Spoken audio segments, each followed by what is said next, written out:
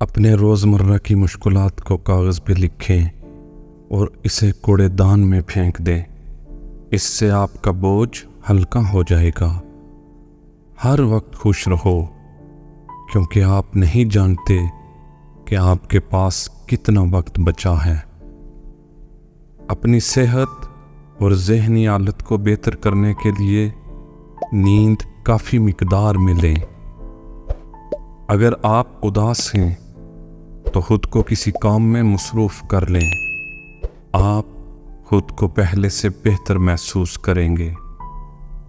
نفسیات کے مطابق اگر آپ خوابوں میں اڑتے ہیں تو آپ تخلیقی صلاحیتوں کے مالک ہیں۔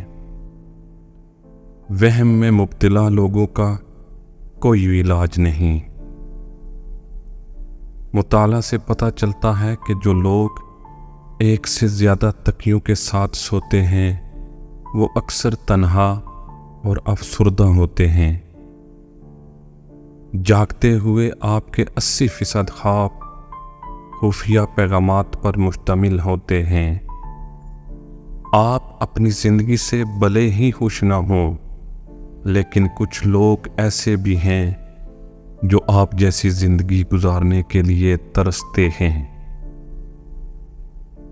ان لوگوں کی عمر وقت سے پہلے کٹنا شروع ہو جاتی ہے جو اپنی گزری ہوئی زندگی کو یاد کر کے پچھتاتے ہیں۔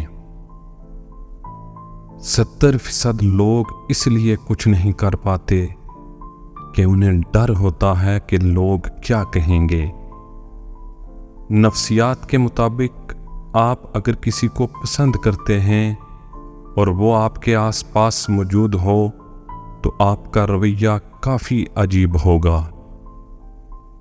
ذہین لوگ ہر وقت کسی نہ کسی سوچ میں رہتے ہیں اور اسی وجہ سے وہ اکثر ڈپریشن کا شکار رہتے ہیں۔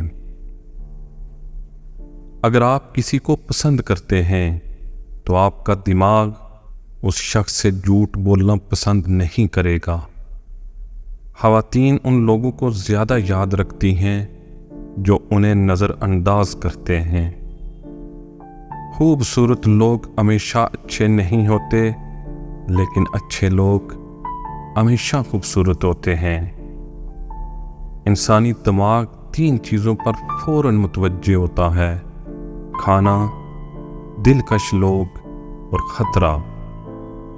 لمبی زندگی جینے کے لیے اچھے تعلقات ورزش سے زیادہ اہم ہیں۔ سائیکالوجی کے مطابق آپ کی زندگی میں دوستوں کا نہ ہونا اس بات کی طرف اشارہ ہے کہ آپ انتہائی شرمیلے اور خاموش مزاج انسان ہیں۔